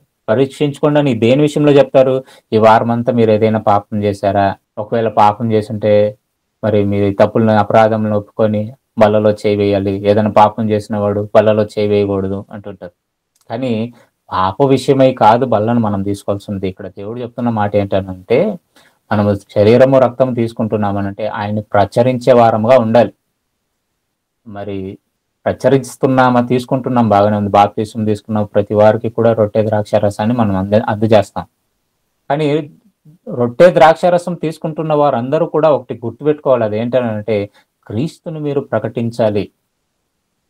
పస్కా బలిని జ్ఞాపకం చేసుకోవడం అని అంటే ఏమండి, ఏదో ఒక గుడ్ ఫ్రైడే రోజునో మరి ఆయన గుడ్ ఫ్రైడేలో రోజు చనిపోయాడు కాబట్టి 40 రోజులు మనం ఉపవాసం ఉండి ఏంటి అది జ్ఞాపకం చేసుకోవాలని కాదు, ఆ బస్కా బలి ఆచరణను తీసివేసేసాడు. ఈ రోజు మీరు గుడ్ ఫ్రైడే చేసుకుంటున్నారంటే క్రీస్తుని జ్ఞాపకం చేసుకుంటున్నారు, బాగానే ఉంది. కానీ మరి ఆయన గురించి ప్రకటిస్తున్నారా? మీరు ప్రతిరోజు ప్రతిరోజు కాదు కానీ ఈ సంఘాలలో ఇప్పుడు ప్రతి ఆదివారం విరుస్తారు, కొంతమంది నెలకు ఒకసారి విరుస్తారు. అది వారి వారి ఏర్పాట్లను బట్టి వాళ్ళు చేసుకుంటారు. కానీ అందులో ఏది సరి ఏది తప్పు అనేటువంటి వివాదంలోనికి మనం వెళ్ళేది వద్దు, కానీ ఎప్పుడు తీసుకోవాలనే దానిని బట్టి. కానీ ఒక విషయాన్ని మీరు గుర్తుపెట్టుకోవాలి, తీసుకుంటున్నటువంటి మీరు క్రీస్తును ప్రకటిస్తున్నారా? యాక్చువల్లీ దాన్ని ఎందుకు పెట్టాడనంటే, ఆచరణ ఎందుకు పెట్టాడంటే, ఎక్కడ క్రీస్తుని గురించి మీరు మర్చిపోతారేమో, ఎక్కడ క్రీస్తు మన కొరకు చేసినటువంటి త్యాగాన్ని మీరు మర్చిపోతారేమో, క్రీస్తు గురించినటువంటి ప్రకటన మీరు చేయాలి. మీరు సర్వలోకానికి వెళ్ళి సర్వ సృష్టికి స్వార్థను ప్రకటించమని చెప్పి వెళ్ళాడు కదా, మరి ఎక్కడ మీరు ఈ స్వార్థ ప్రకటనను మీరు ఆపేస్తారేమో అనేటువంటి ఒక ఆలోచనతో దేవుడు ఇచ్చినటువంటి ఒక క్రమం ఇదంతే. కానీ తీసుకుంటున్నటువంటి మనము ప్రకటిస్తున్నామా? పౌలు గారు చెప్పింది అదే, తీసుకుంటున్నటువంటి మీరు అయోగ్యంగా అందులో చేయవేయకండి. అయోగ్యంగా చేయవేయకండి అంటే ఎవరు అయోగ్యంగా చేయవేస్తున్నారంటే, దేవుని పనిలో లేని వారు అయోగ్యంగా అందులో చేయవేస్తున్నారు. దేవుని పనిలో ఉన్నవాడు తీసుకోవచ్చు, కానీ దేవుని పనిలో లేనివాడు అయోగ్యంగా అందులో చేయవేస్తున్నాడు. నేను ఏ పాపం చేయలేదండి ఈ నెలంతా కూడా, లేదా ఈ రోజంతా కూడా, లేదా ఈ వారం అంతా కూడా నేను ఏ అపరాధాలు చేయలేదు కాబట్టి నేను తీసుకుంటానండి. No, wrong. అది నేను దేవుని కొరకు పని చేశానా లేదా అని ఆలోచించి తీసుకోవాలి, లేదా నేను తీసుకొని దేవుని పనిని చేస్తానని దేవునికి మాటిచ్చి తీసుకోవాలి. కాబట్టి ఒకనాడు పస్కా బలిగా క్రీస్తు తన శరీరాన్ని రక్తాన్ని మన కొరకు ఇస్తే అయోగ్యంగా అందులో మనం చేవేస్తున్నామేమో. ఏమంటే 2వ వచనాన్ని చూద్దాం, 11వ అధ్యాయం 2వ వచనంలో, మీరు అన్ని విషయంలో నన్ను జ్ఞాపకం చేసుకొనొచ్చు, నేను మీకు అప్పగించిన కట్టడలను గైకొనుచున్నారని మిమ్మును మెచ్చుకొనుచున్నాను. ప్రతి పురుషునికి చాలా ఇక్కడ మీరు చూసుకున్నట్లయితే, మీరు అన్ని విషయంలో నన్ను జ్ఞాపకం చేసుకొనొచ్చు, నేను మీకు ఆజ్ఞాపించిన కట్టడలను గైకొనుచున్నారని నేను మిమ్మల్ని మెచ్చుకుంటున్నాను అంటున్నాడు. జ్ఞాపకం చేసుకోవడం అంటే దేవుడిచ్చినటువంటి ఆజ్ఞలను కట్టడలను గైకొంటూ వాటిని మనము ఆచరిస్తున్నామా లేదా ఒకసారి మనల్ని మనం ప్రశ్నించుకుంటూ జ్ఞాపకం చేసుకోవాలి అని చెప్తున్నాడు. అంతే తప్ప మనం పాపం చేసామా లేదా అని కాదు. దేవుని కట్టడలను మనం ఫాలో అవుతున్నామా, దేవుని మాటలను మనం ఫాలో అవుతున్నామా అనేటువంటిదే ఇక్కడ ప్రాముఖ్యమైనటువంటి విషయం పిల్లరా. కాబట్టి పస్కా బలి ఆచరణ అనేటువంటిది ఒకనాడు ఇశ్రాయేలీయులకు ఇచ్చాడు, కానీ దానికి బదులుగా క్రీస్తే తన శరీరాన్ని రక్తాన్ని ఇచ్చిన తర్వాత మీరు నన్ను జ్ఞాపకం చేసుకోవడానికి దీన్ని చేయమన్నప్పుడు మరి ఆదిమ సంఘం ఏం చేసిందంటే, ప్రతిరోజు మరి ఆ రొట్టెని విరిచి ఆ ద్రాక్షారసం పుచ్చుకుంటూ క్రీస్తుని జ్ఞాపకం చేసుకుందండి. ప్రతిరోజు దేవుణ్ణి ప్రకటిస్తూ అందులో పాల్పొంపును పొందారు. మరి సంవత్సరానికి ఒకసారి తీసుకుంటున్నారో, లేదా నెలకు ఒకసారి తీసుకుంటున్నారో, వారానికి ఒకసారి తీసుకుంటున్నారో, మీరు ఎప్పుడు తీసుకున్నా మరి ఆ ప్రకటన క్రీస్తుని గురించి జ్ఞాపకం చేసుకుంటూ క్రీస్తుని గురించి ప్రకటనలో ఆ పనిలో మనం ఉన్నామా లేదా అనేటువంటిది చాలా ప్రాముఖ్యమైనటువంటి విషయం పిల్లరా. ఆ పస్కాన్ని మనం జ్ఞాపకం చేసుకోవాలి. కాబట్టి నేడున్నటువంటి క్రైస్తవ ప్రపంచం క్రీస్తు చేసినటువంటి త్యాగాన్ని పక్కన పెట్టేసి ఆయనను జ్ఞాపకం చేసుకుంటున్నారు. ఎలా జ్ఞాపకం చేసుకుంటున్నారంటే, ఆయన మా కొరకు చనిపోయాడు, మేమందరం కనుక ఒక 40 రోజులు మా కడుపు మార్చుకుంటే దాని ద్వారా ఈ దేవునికి ఏదో ఘనత వస్తుంది అని అనుకుంటున్నారు. రాదు ప్రియులారా. దేవుడు ఎప్పుడు ఆ మాట చెప్పలేదు, మీరు 40 రోజులు నా కోసం ఉపవాసం ఉండాలని చెప్పలేదు. ప్రతిరోజు నన్ను జ్ఞాపకం చేసుకోమని చెప్పి. ఎలా జ్ఞాపకం చేసుకుంటున్నారు? క్రీస్తును ప్రకటిస్తూ క్రీస్తు యొక్క శరీరంలోనూ రక్తంలోనూ పాల్పొంపును పొందుకుంటూ ఆదిమ సంఘము ఏమిటి ప్రారంభ సంఘము అలా చేసిందని. తర్వాత మరి ఒక సందర్భంలో పౌలు గారు రాస్తున్నాడు, ఆదివారం నాడు రొట్టె విరిచే కార్యక్రమం ఉన్నది కనుక నేను నా ప్రయాణాన్ని నేను ఆపుకొని అందులో పాల్పొంపును పొందిన తర్వాత నేను వెళ్తానని అపోస్తల కార్యంలో 20వ అధ్యాయము 7వ వచనంలోనూ 3వ వచనంలోనూ రాస్తాడు. దానిని బట్టి కొంతమంది ఆదివారం తీసుకుంటారు, కొంతమంది నెలకు ఒకసారి తీసుకుంటారు, కొంతమంది సంవత్సరానికి ఒకసారి. ఎప్పుడు తీసుకుంటున్నాం అనేటువంటి ప్రశ్న కాదు, కానీ తీసుకుంటున్నటువంటి మనము క్రీస్తును ప్రకటిస్తున్నామా? అది తీసుకున్నప్పుడు ప్రతిసారి క్రీస్తును జ్ఞాపకం చేసుకోవడము అని చెప్తున్నారు, కానీ క్రీస్తును ఎందుకు మనం జ్ఞాపకం చేసుకోవాలి, ఎలా జ్ఞాపకం చేసుకోవాలి అంటే ఆయన గురించినటువంటి పనిలో మనం ఉండాలి. అండ్ ఆదిమ సంఘం ఏం చేసిందంటే వాళ్ళకున్నదంతా కూడా యావత్తును అమ్మేసి ఏమిటి అపోస్తుల పాదముల కింద పెట్టేశారు. అపోస్తుల పాదముల దగ్గర పెట్టిన దానిని దాన్ని వాళ్ళ సొంతంగా వాళ్ళేమి తినలేదు, కానీ దేవుని పని కొరకు దాన్ని ఖర్చు పెట్టి వారి మధ్యలో ఉన్నటువంటి వారికి ఏమిటి దాన్ని వాళ్ళు వారి అక్కల కొరది వారికి పంచిపెట్టినట్లుగా మనం చూస్తాం. అంటే దేవుని పని విస్తరణలో వీళ్ళకున్నటువంటి ఆసక్తి మనకు కనబడుతుంది. పూజిస్తున్నారు, తీసుకుంటున్నారు, లేదా ఆయన రక్తాన్ని సేవిస్తూ ఆయన శరీరాన్ని తింటున్నారు అని అంటే మేము ప్రకటించాలి అనేటువంటిది వాళ్ళు జ్ఞాపకం ఉంచుకొని అందులో పాల్పంపును పొందారండి. అంటే ఒక బలిగా వాళ్ళు కూడా తమ జీవితాలను మార్చేసుకున్నారు. అప్పటి వరకు వాళ్ళకు ఉన్నటువంటి ఏమిటి ఆస్తులని, సుఖ జీవితాన్ని అన్నిటినీ కూడా త్యాగము చేసి అపోస్తలులతో కూడా శ్రమ అనుభవించడానికి వాళ్ళందరూ కూడా సంఘంగా ఒకటైనట్లుగా మనం చూస్తున్నాం. వాళ్ళందరూ కూడా వాళ్ళకు ఉన్నటువంటి ఆ సుఖభోగాలన్నింటినీ విడిచిపెట్టేశారండి. ఓన్లీ చరస్థిరాస్తులను అమ్మడం చాలా తేలికమైనటువంటి విషయం కాదండి. ఈ కాలంలో ఎవరైనా ఆస్తులు ఉన్నవారు మీ భూములు అమ్మేసి సంఘానికి ఇవ్వమంటే ఎవరైనా ఇస్తారండి?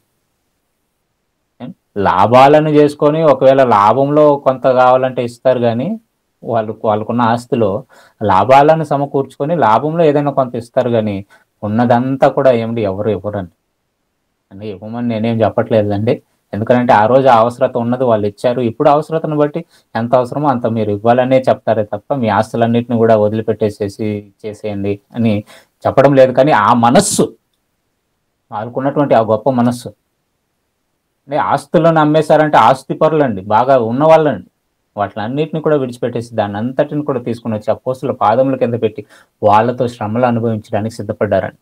ఇక పైపొచ్చి అపోస్తుల కార్యంలో 8వ అధ్యాయానికి వచ్చేసరికి సంఘంలో భయంకరమైనటువంటి హింస కలిగినప్పుడు వీళ్ళందరూ కూడా ఏమిటి చాలా వరకు చెదిరిపోయారు.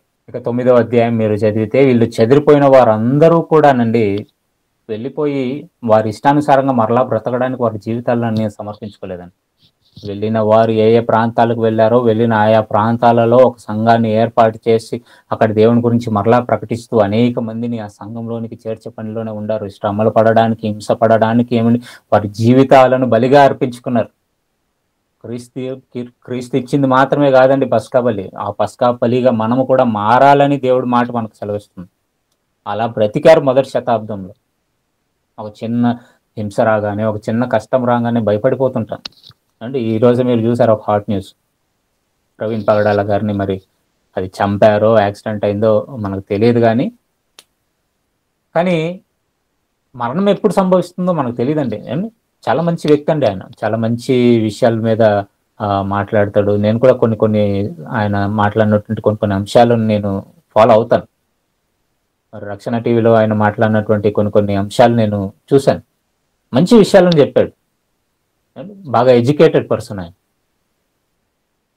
కానీ మరణం ఎలా వచ్చిందో క్షణమాత్రంలోనే, ఏమండి కొద్దిసేపు అది యాక్సిడెంట్ అని అనుకుందాం, యాక్సిడెంటో మరి చంపారో మనకు తెలియదు. ఎందుకనంటే క్లియర్ ఎవిడెన్స్ ఉన్నప్పుడే మనం మాట్లాడాలి, ఎవిడెన్స్ లేనప్పుడు మనం మాట్లాడకూడదు. మరి ఫ్యూచర్లో ఎవరైనా ఇది ఫాలో అవుతున్నప్పుడు దాన్ని ఒకవేళ మనం హత్యగా మనం చెప్తే మళ్ళీ అది మనకు కూడా లీగల్గా ప్రాబ్లం అవుతుంది. కానీ ఒకటి గుర్తుపెట్టుకోండి, మరణం అనేటువంటిది ఎప్పుడు సంభవిస్తుందో మనకు తెలియదండి. అసలు ఈరోజు ఈ అంశాన్ని నేను అనుకుంటున్నప్పుడు మరి ఇది ఒక సందర్భం జరగడం నిజంగానండి నన్ను ఆశ్చర్యానికి గురి చేసింది. ఎంత గొప్పవారైనా సరే, మరి గతంలో ఎంతో మంది భక్తుల మరణాలను మనం చూసాం. అవి ఎలా వచ్చినా మరి వారి ఆయుష్కాలం అంతటితో ముగిసిపోతుంది అనేటువంటిది మనం గుర్తు చేసుకున్నప్పుడల్లా ఈ భూమి మీద మనం ఏది చేసినా కూడా అది కొంతకాలమే అని మనకు అర్థమవుతుంది. కాబట్టి సంఘముతో కలిసి కష్టపడడానికి ఇష్టపడ్డారండి. ప్రభు యొక్క శరీరంలోనూ ఆయన రక్తంలోనూ పాలు పంపును పొందినటువంటి ప్రతి క్రైస్తవుడు కూడా ప్రారంభ దశలో సంఘం ఏర్పడినప్పుడు అపోస్తులతో కలిసి సంఘముతో కలిసి శ్రమ పడడానికి ఇష్టపడ్డారు. వారు కూడా బలి పశువుగా మారడానికి సిద్ధపడ్డారు. అంటే ఆ శరీరము ఆ రక్తము వాళ్ళు సేవిస్తున్నప్పుడు వాళ్ళు గుర్తున్నది ఒకటే, నా శరీరం కూడా నేను క్రీస్తు వలె నా సహోదరుల కొరకు నేను ఇవ్వాలి, నా రక్తము కూడా క్రీస్తు వలె నా సహోదరులకు నేను ఇవ్వాలి అనేటువంటిది వారి మనసులో పెట్టుకొని పనిచేశారని. కానీ నేడు మనం కూడా తీసుకుంటున్నాం, ఆయన శరీరంలోనూ ఆయన రక్తంలోనూ పాలు పంపును పొందుకుంటూ నేనే పాపం చేయలేదనుకుంటూ తీసేసుకుంటున్నాం. ఇచ్చేవాళ్ళు కూడా మీరు ఏదైనా పాపం చేస్తే తీసుకోకండి, లేదా పాపాన్ని క్షమించమని చెప్పి అడిగి తీసుకోండి అని చెప్తున్నారు. అది కాదండి, అసలు శరీరాన్ని రక్తాన్ని తీసుకోవడానికి ఏమిటి సాదృశ్యం అది కాదు. మనం జ్ఞాపకం చేసుకోవాల్సినది మనం పాపం చేసామా లేదా అని కాదు. తీసుకుంటున్నటువంటి మనము జ్ఞాపకం చేసుకోవాల్సింది, క్రీస్తు ఎలా మన కొరకు బలి అయ్యాడో మనము కూడా క్రీస్తు పని విషయమై, దేవుని పని విషయమై అలా బలి అవ్వాలి అనేటువంటి వాగ్దానాన్ని దేవునికి చేస్తున్నాం. అదే పౌలు గారు చెప్తున్నాడు, అయోగ్యంగా చేయవేయకండి. ఇలా అయోగ్యంగా చేయి వేసిన వారి పరిస్థితి అని 30వ వచనంలో చెప్తూ, ఇందువలననే మీలో అనేకులు బలహీనులను రోగులై ఉన్నారు, చాలా మంది నిద్రించుచున్నారంటే ఇక్కడ ఏమిటి చనిపోయారని కాదు, కానీ వాళ్ళు బ్రతికి ఉన్నా కూడా చనిపోయినటువంటి వారితో సమానం. ఎవరు వీళ్ళంతా? ఏదో ఆచారంగా దానిలో పాల్పంపును పొందేవారు, క్రీస్తుని ప్రకటించకుండా, దేవుని పనిలో ఉండకుండా, ప్రకటించే వారికి సహకారులుగా కాకుండా ఉండేవారు అందరినీ కూడా ఉద్దేశిస్తూ వాళ్ళు నిద్రించుచున్నవారు అని చెప్తున్నాడు. మరి ఆత్మీయ రోగంలో ఉన్నారు వీళ్ళని చెప్తున్నాడు. కాబట్టి మీరు అయోగ్యంగా ఉండకండి, క్రీస్తు పనిలో మీరు ఉండాలి. ఏదైనా సరే మీరు దేవుని కొరకు చేతనైనది ఏదైనా చేయండి. ఇదే పని చేయాలని ఏం లేదండి. మీరు ఇదే పని చేయాలని దేవుడు రూల్ ఏం పెట్టలేదు. ప్రకటించే వాళ్ళు కొందరైతే, ప్రకటిస్తున్న వారికి సహకరించిన వాళ్ళు కొంతమంది, వారు వెళుతున్నప్పుడు వారి ప్రయాణాలలో సహకరించిన వాళ్ళు కొంతమంది అయితే, ఆర్థికంగా సహకరించిన వారు కొంతమంది. ఇలా దేవుని కొరకు ఏదైనా మీరు చేయగలగండి. దేవుని పని కొరకు మీరు ఏదైనా చేయగలగాలి. ఆర్థికంగా మేము ఇవ్వలేమండి అంటే, ఆర్థికంగా ఇవ్వలేనటువంటి పరిస్థితులు ఉన్నవారిని ఏమండి ఎవరు బలవంత పెట్టరు. కానీ దేవుని కొరకు ఏది చేస్తున్నారు? మీరు ఏది చేయగలుగుతున్నారు? మీరు బలవగలుగుతున్నారా దేవుని కొరకు? ఏమండి బలవడం అంటే ఏమండి త్యాగం చేయడం. ఒక గొర్రె నిన్ను బ్రతికించడానికి, ఒక మేక నిన్ను బ్రతికించడానికి ఏమండి సకల జీవరాశులలో ఎన్నో జీవరాశులను ఈరోజు మనిషి తింటున్నాడు. అవన్నీ కూడా లోబడి నేను ఆహారంగా మారాలి అని చెప్పి ఏమండి వాటిని అవి త్యాగం చేసుకుంటున్నాయి. కేవలం దేవుడు ఇచ్చినటువంటి మాటను గుర్తు చేసుకుంటూ, దేవుడు ఈ పశువులన్నిటికీ కూడా ఒక ఆజ్ఞ పెట్టారు, మీరు మనుషులకు లోబడి ఉండాలని. కనుకనే ఏమండి ఏమండి పశువులన్నీ కూడా మనిషికి లోబడుతున్నాయి. ఒక ఏనుగో, ఒక ఒంటెనో ఏమండి అవన్నీ కూడా మనిషి కంటే కూడా పెద్దవి, అయినా కూడా మనిషికి లోబడుతున్నాయంటే దేవుడు పెట్టినటువంటి నియమం. అవి బలైపోతున్నాయి, గుర్తు చేసుకోండి. మరి మీరు బలి కాలేరా? అలాగా దేవుని కొరకు మిమ్మల్ని మీరు బలిగా అర్పించుకోలేరా? ఒక 40 రోజులు ఉపవాసం ఉంటే అయిపోతుందా? కాదు కదా. ప్రతిరోజు తను తాను జ్ఞాపకం చేసి, తాను సిలువను మోసుకొని నా కాడిని మోయాలని చెప్పి యేసుక్రీస్తు ప్రభువు వారు చెప్పినటువంటి మాట మీకు గుర్తు రావడం లేదా? ఏదైనా చేయండి దేవుని కొరకు, ఏదైనా మీ త్యాగం, మీ కష్టం ఏదైనా చేయొచ్చు. మీరు సంఘంలో కానీ బయట కానీ ప్రకటిస్తూ వెళుతూ దేవుని కొరకు ప్రకటించట్లు కానీ ఏదైనా దేవుని పనేనండి. అవన్నీ కూడా దేవుని పనిలో మీ వంతు, మీ పనిని మీరు చేయాలి, మీరు బలిగా మారాలి. కానీ నేనున్నటువంటి సంఘాల పరిస్థితులను మనం ఆలోచించినప్పుడు అండి, ఆదివారం ఆచరణగా ఏమిటి సంఘాలకు వెళ్ళడం, ఆదివారం ఆచరణగా రొట్టె ద్రాక్షారసం తీసుకోవడం, రొట్టె ద్రాక్షారసం తీసుకున్నా తీసుకోకపోయినా అండి దేవుని పనిలో మీరు ఉండాలి. కానీ అది మీరు మర్చిపోకూడదని ఒక నియమాన్ని పెట్టాడు. ఎక్కడ మీరు క్రీస్తుని గురించి ప్రకటించడం మర్చిపోతారేమోనని ఒక నియమాన్ని పెట్టి రొట్టె ద్రాక్షారసాన్ని మీకు ఇచ్చాడు. ఒకనాడు పస్కా బలిగా దేవుడిచ్చినటువంటి ఆచరణను యేసుక్రీస్తు ప్రభువు వారు తన శరీరము, తన రక్తం ఇచ్చి ఆ ఆజ్ఞను మార్చాడు. మొదటి దానిని కొట్టివేశాడు, ఆ పండగను కొట్టివేశాడు. కానీ మీరు నన్ను జ్ఞాపకం చేసుకోండి, నేను ఎలాగైతే మీ కొరకు బలి అయ్యానో మీరు కూడా మీ సహోదరుల నిమిత్తము లేదా నా పని నిమిత్తం మీరు కూడా ఇలా బలి అవ్వాలి అనేటువంటి విషయాన్ని జ్ఞాపకం చేశాడండి యేసుక్రీస్తు ప్రభువు వారు. మొదటి శతాబ్దంలో ఉన్నటువంటి సంఘం దానిని జ్ఞాపకం చేసుకునింది.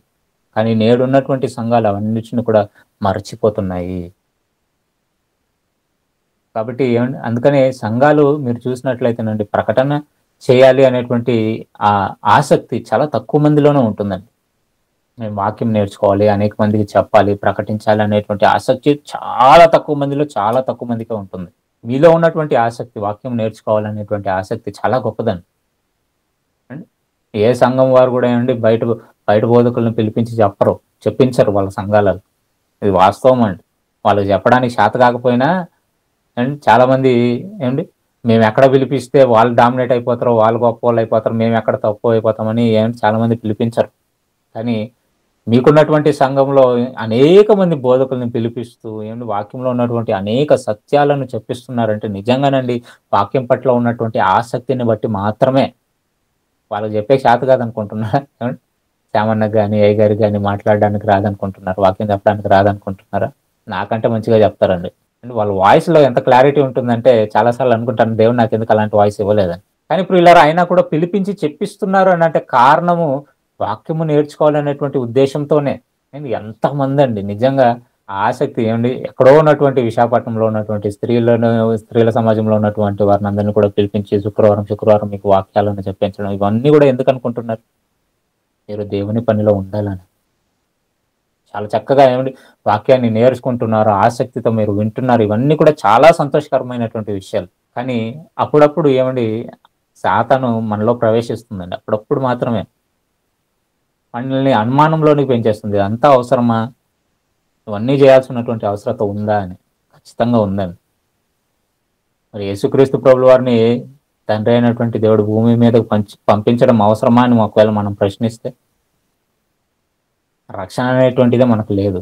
కాబట్టి అలా వచ్చినటువంటి క్రీస్తు మనల్ని సంఘంగా ఏర్పరిచి ఏమండి ఆయన గురించి ప్రకటించాలి, అనేక మందికి తెలియజెప్పాలి, తండ్రి గురించి అనేక మందికి ఏమి మనం వివరించాలి అనేటువంటి ఆసక్తితోనే దేవుడు ఏం చేశాడంటే ఈ బైబిల్ గ్రంథాన్ని మన చేతిలో పెట్టాడండి. ఇందులో రాయబడినటువంటి విషయాలన్నీ మనం నేర్చుకొని అనేక మందికి ప్రకటించాలి అనేటువంటి ఉద్దేశంతోనే ఏమండి సంఘాలను ఏర్పరిచాడు. సంఘాలను ఏర్పరిచి ఏమండి మనము వాక్యాన్ని నేర్చుకొని ఆ సంఘంలో నేర్చుకున్నటువంటి ఆ వాక్యాన్ని ఏమండి 10 మందికి చెప్పి లేదా చెబుతున్నటువంటి వారికి మనం సహకారాన్ని అందించి ఇంకా అనేక మందికి దేవుని గురించి తెలియనటువంటి వారికి దేవుని గురించి చెప్పి ఆయన రాజ్యాన్ని కట్టాలని సంఘాన్ని ఏర్పరిచాడండి. అందుకని మీరు ఎప్పుడు ఒకటిగా ఉండండి, సహోదరుల ఐక్యత కలిగి ఉండండి అని చెప్తున్నాడు. ఇప్పుడు అందరూ వస్తున్నారులేండి ఒక తాటి మీదకి. అండ్ అప్పటి వరకు కూడా నువ్వెంత చెప్పుకున్న వాళ్ళు అందరూ కూడా ఇప్పుడు ఒకటి అవుతున్నారు. సరేలేండి, అది మంచిదే. కానీ ఒకటి గుర్తుపెట్టుకోవాలి, ఒకటి అవ్వాల్సి ఉన్నది ఏమిటి ఎవరో చనిపోతానో ఏదో సంఘటనలు జరిగితేనో కాదు, వాక్యం కొరకు ఒకటి అవ్వాలి. కాబట్టి ప్రియులారా మీరు వాక్యాలను చక్కగా నేర్చుకోండి. మరి ప్రతి వారము మరి ప్రతి ఆన్లైన్ క్లాస్లో లేదా ఆదివారము ఎన్నో సంగతులను మీకు అనేక మంది బోధిస్తున్నారు. ఇవన్నీ కూడా నేర్చుకోవడమే కాదు కానీ ప్రకటించండి. ప్రకటిస్తూ లేదా మీరు ప్రకటించలేకపోతే మీ సహకారాన్ని ప్రకటిస్తున్నటువంటి వారికి మీరు అందజేయండి. దేవుని పనిలో ఉండి మిమ్మల్ని మీరు బలిగా అర్పించుకుంటే క్రీస్తు ఒకనాడు తను తాను బలిగా అర్పించుకున్నాడు కనుక క్రీస్తును దేవుడు అంగీకరించాడండి. ఏమండి యేసుక్రీస్తు ప్రభుల వారు ఏమండి ఆయనకి ఏం ప్రాబ్లం లేదు, దేవుని కుమారుడు కనుక దేవుడు పరలోకం ఇచ్చేశాడు అని అనుకోకండి. ఆయన కూడా కష్టపడి పని చేస్తేనే మరలా ఆయన స్థానం ఆయనకు దక్కింది పరలోకంలో. నువ్వు నాకు అప్పగించిన దానిని నేను పూర్తి చేశాను కనుక పూర్వము నాకున్నటువంటి ఆ వైభవాన్ని మరలా నాకు ఇమ్మని అడుగుతాను. యోహాను సువార్త 14వ అధ్యాయం. ఆయనే కష్టపడ్డాడండి పరలోకం పొందుకోవడానికి. ఆయనని నమ్ముకున్నంత మాత్రాన మనం పరలోకం పొందుకుంటానంటే తప్పు. ఆయన ఎలా కష్టపడ్డాడో ఆ కష్టాన్ని మనం జ్ఞాపకం చేసుకుంటూ మనము కూడా ఆ కష్టం అనుభవిస్తేనే మనకు కూడా పరలోక రాజ్యం. కాబట్టి మీరు కూడా పస్కా బలిగా భూమి మీద ఉన్నారని గుర్తుపెట్టుకోండి. మీరు కూడా బలి పశువుగా ఉన్నారు. మీరు కూడా బలవ్వాలి. మీ శరీరము మీ రక్తము యేసుక్రీస్తు వలె మీరు కూడా మీ సహోదరుల కొరకు ఇచ్చే ఆ పనిలో దేవుడు మిమ్మల్ని పెట్టాడు. అది ఎప్పుడు గుర్తుపెట్టుకొని దేవుని పనిలో ఉండండి. మరి ఉంటున్నటువంటి మీరు దేవుని పనిలో అలాగే కొనసాగండి. కాబట్టి దేవుని ఎక్కడా విడిచిపెట్టకండి. అనాలోచనలతో జరుగుతున్నటువంటి హింసలను లేదా ఏమండి జరుగుతున్నటువంటి పరిణామాలను చూసినప్పుడు క్రైస్తవులకి ఏ సమయంలో ఏం జరుగుతుందో మనకి తెలియదు. కానీ ఇవన్నీ జరుగుతున్నా అవన్నీ పక్కన పెట్టి దేవుని కొరకు స్థిర మనస్కులై మీరు స్థిరంగా దేవునిలో ఉండాలని మరి కోరుకుంటూ నా మాటలు ముగిస్తున్నాను. కళ్ళు మూసుకున్నట్లయితే ప్రార్థన చేసుకుందాం. పరిశుద్ధుడు అయిన మా కథ తండ్రి, మీ పరిశుద్ధమైన నామం వందనాలు స్తోత్రాలు చెల్లించుకుంటున్నాం దేవా. మరి ఈ దినమందు నా తండ్రి ఆన్లైన్ క్లాస్ ద్వారా మమ్మల్ని అందరినీ కూడా జతపరిచిన తండ్రి మీ మాటలను మేము ధ్యానించుకోవడానికి మీరు ఇచ్చినటువంటి ఈ సమయం కొరకే మీకు వందనాలు తెలియజేసుకుంటున్నాం. నా తండ్రి పస్కా బలి ఒకనాడు ఇశ్రాయేలీయులకు మీరు ఇచ్చినటువంటి ఆచరణ, వారు పొందుకున్నటువంటి ఆ రక్షణను మరి మీరు ఏ విధంగా వారిని విడిపించారో ఆ విడుదలను వారు జ్ఞాపకం చేసుకుని వారి తర్వాత తరం వారికి వాటిని నేర్పించాలనేటువంటి ఉద్దేశంతో మీరు ఏర్పరచబడినటువంటి ఒక ఆచరణను నా తండ్రి వారి మధ్యలో ఉంచారు. అని తర్వాత కాలంలో వాళ్ళు దానిని మరచి నా ప్రభా తండ్రి వాటిని పూర్తిగా విసర్జించినట్లుగా మేము చూస్తున్నాం. క్రొత్త నిబంధనలు యేసుక్రీస్తు ప్రభుల వారు మరి తన చివరి దినాలలో శిష్యులతో కూడా ఈ పస్కా పండుగను ఆచరించిన తండ్రి, ఒకనాడు పశువులు మా కొరకు బలి అయితే క్రీస్తు అయితే తన శరీరాన్ని తన రక్తాన్ని మా కొరకు నా తండ్రి చిందించి ఆయనను మేము జ్ఞాపకం చేసుకొని మా పాపాల నుండి మేము విడుదల పొందిన వారమై ఆయన పనిలో మేము ఎల్లప్పుడూ కొనసాగాలని నా తండ్రి ఒక ఆచరణను నూతన నిబంధనలు మీరు మాకు ఇచ్చారు. అదే యేసుక్రీస్తు ప్రభులు వారి యొక్క రక్తము శరీరంలో మేము పాలు పంపును పొందడం, అందులో పాలు పంపును పొందుతున్నటువంటి మేము నా తండ్రి మరి మా అపరాధముల కొరకు కాదు, కానీ మీ పని మేము చేస్తున్నామా లేదా అని మమ్మల్ని మేము పరీక్షించుకొని పాలు పంపును పొందాలని, అయోగ్యముగా మేము అందులో పాలు పంపును పొందకూడదని నా తండ్రి పౌలు గారు రాశారు. మరి ఆ విధంగా మేము ఉన్నామా లేదా నా తండ్రి మమ్మల్ని మేము పరీక్షించుకోవడానికి సాయం చేయండి. మరి ఆదిమ సంఘాన్ని మేము ఆలోచించినప్పుడు నా తండ్రి ప్రతిరోజు నా తండ్రి వారి రొట్టెను విరుస్తూ మరి మీ కుమారుడైనటువంటి యేసుక్రీస్తు ప్రభులు వారిని జ్ఞాపకం చేసుకున్నారు. కాలక్రమేణా నా తండ్రి పరిస్థితుల మార్పు వలన నా ప్రభా మేము సంఘాలకు పరిమితం అయిపోతున్నాం, ఆదివారపు భక్తులుగా పరిమితం అయిపోతున్నామే తప్ప మీ కుమారుని యొక్క శరీరంలోనూ రక్తంలోనూ పాలు పంపును పొందుతున్నటువంటి మేము మరి మీ పనిని జరిగిస్తున్నామో లేదో అని నా తండ్రి ఆలోచించుకొని అందులో పాలు పంపును పొందుకోవడానికి సాయం చేసి నడిపించమని కోరుకుంటూ మరి నేడున్నటువంటి భక్తుల వలె కాక నా తండ్రి లెంట్ డేస్ అంటూ నా తండ్రి ఎన్నో విచిత్రమైనటువంటి ఆచరణలోనికి వెళ్ళిపోతున్నారు.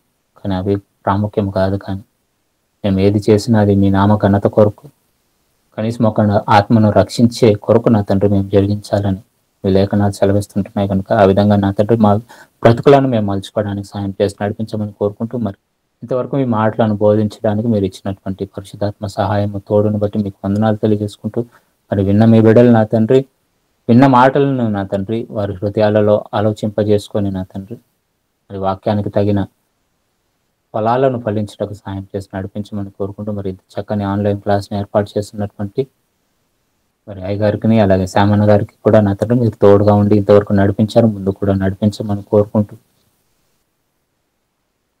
మరి సంఘాన్ని అంతటిని కూడా మీ చేతులకు అప్పగిస్తున్నాను నా తండ్రి. ప్రతి కుటుంబాన్ని పేరు పేరున జ్ఞాపకం చేసుకుని వారి సంబంధమైనటువంటి ప్రతి దేవునితో మీ బిడ్డలు నింపమని కోరుకుంటున్నాను నా తండ్రి. వారి కుటుంబాలలో ఉన్నటువంటి ఏ అవసరతలైనా మీ చిత్తానుసారంగా నా తండ్రి వారికి అనుగ్రహించి నడిపించమని కోరుకుంటూ వారి ఇబ్బందులలో ఇరుకులలో నా తండ్రి మిమ్మల్ని విడవక నా తండ్రి మిమ్మల్ని గట్టిగా పట్టుకొని ముందు కొనసాగుటకు సాయం చేసి నడిపించమని కోరుకుంటూ మరి లీడింగ్ చేసినటువంటి సహోదరుడు కూడా నా తండ్రి తోడుగా ఉండి నడిపించి ఆయన కుటుంబానికి తోడే ఉండి నడిపించమని కోరుకుంటూ మమ్మల్ని అందరం మీ చేతులకు అప్పగించుకుంటూ మరి మరొక తరుణం మేమందరం కూడా ఈ విధంగా మీలో కూడుకొని ఆనందించేటువంటి భాగ్యాన్ని మీరు మాకు అనుగ్రహిస్తారని ఆశపడుతూ ఈ ప్రార్థన యేసు పరిశుద్ధ నామములో ప్రార్థించి అడిగి వేడుకుంటున్నాం తండ్రి. ఆమేన్.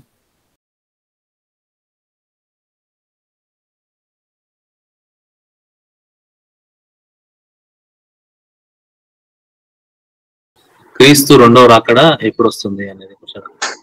యేసుక్రీస్తు ప్రభువుల వారు ఆయన రాకడ ఎప్పుడు ఆయనే చెప్పలేదు. కాలంలో సమయంలో తండ్రి వశంలో ఉన్నదని అపోస్తుల కార్యములు 1వ అధ్యాయంలో చెప్తున్నారు. కాబట్టి ఇప్పుడు ఆయన రాకడ కొరకు మనం ఆలోచించాల్సినటువంటి అవసరం లేదు, కానీ మనం వెళ్ళాలంటే దేవుని దగ్గరికి మనం ఏం చేయాలో ఆలోచన ఉండడం మంచిది. కానీ మత్తయి సువార్త 24వ అధ్యాయంలో కొన్ని సూచనలు ఇచ్చాడు. కానీ ప్రకటన గ్రంథానికి వచ్చేసరికి తండ్రితో 6వ అధ్యాయంలో మరి పరదైస్లో ఉన్నవారు కొంతమంది రిక్వెస్ట్ చేస్తున్నారు, ఎందాక నువ్వు ఈ లోకానికి తీర్పు తీర్చుకేందు అని అన్నప్పుడు దేవుడు అన్నటువంటి మాట, లోకానికి సర్వలోకానికి సువార్త అందిపోయింది, అందరికీ కూడా క్రీస్తు గురించి తెలుసు, క్రీస్తు గురించి తెలియనటువంటి దేశం ఏది లేదు. కానీ సహదాసుల యొక్క లెక్క పూర్తి అవ్వాలి అని దేవుడు ఒక మాట రాయించాడు.